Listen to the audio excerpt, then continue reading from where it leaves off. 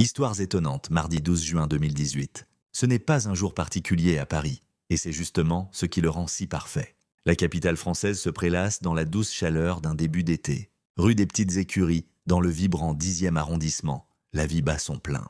C'est une symphonie urbaine, un mélange harmonieux du cliquetis des verres en terrasse, du ronronnement des scooters et des conversations animées. Il est 16 heures, dans les bureaux d'une petite agence, l'atmosphère est à la fois appliquée et détendue. La journée s'étire doucement vers sa fin. C'est la routine, la banalité rassurante d'une journée de travail.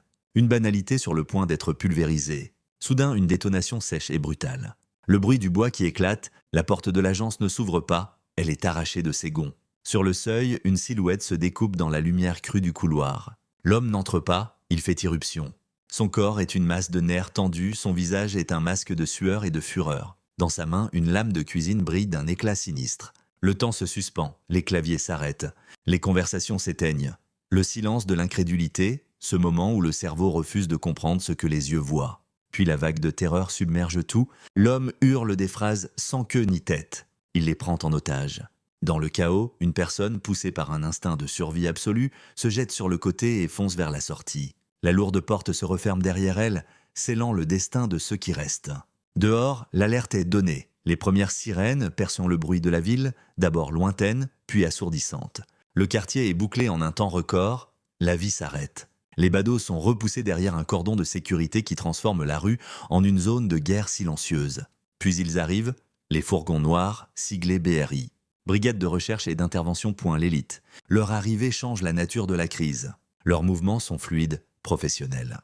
Des ombres vêtues de noir prennent position sur les toits. En quelques minutes, un quartier animé est devenu un camp retranché. À l'intérieur, la tension est devenue irrespirable. Le ravisseur, un homme de 26 ans identifié comme psychologiquement fragile, tourne en rond comme un fauve en cage. Pour asseoir son pouvoir macabre, il commet un acte d'une cruauté insoutenable. Il s'empare d'un bidon et sous les yeux terrifiés de l'otage féminine, il en déverse le contenu sur l'otage masculin. C'est de l'essence, l'odeur âcre envahit l'espace confiné. La menace n'est plus seulement le couteau. C'est le feu, la promesse d'une mort atroce. Commence alors un long duel psychologique. Pendant près de 4 heures, les négociateurs de la BRI vont tisser un fil ténu avec le ravisseur. Par téléphone, ils tentent de le calmer, de comprendre ses revendications délirantes.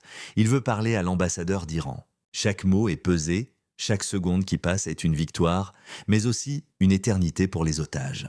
Ils sont là, immobiles, l'un sentant le froid du liquide inflammable sur sa peau, l'autre regardant la scène, prisonnière d'une horreur qui dépasse l'entendement. Le temps s'étire, l'épuisement gagne, mais la raison du forcené, elle, ne revient pas. Les négociations piétinent, l'homme reste inflexible.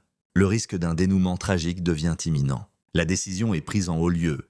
Il faut intervenir, l'ordre silencieux est transmis. Les hommes de la colonne d'assaut, qui patientaient depuis des heures, se mettent en position.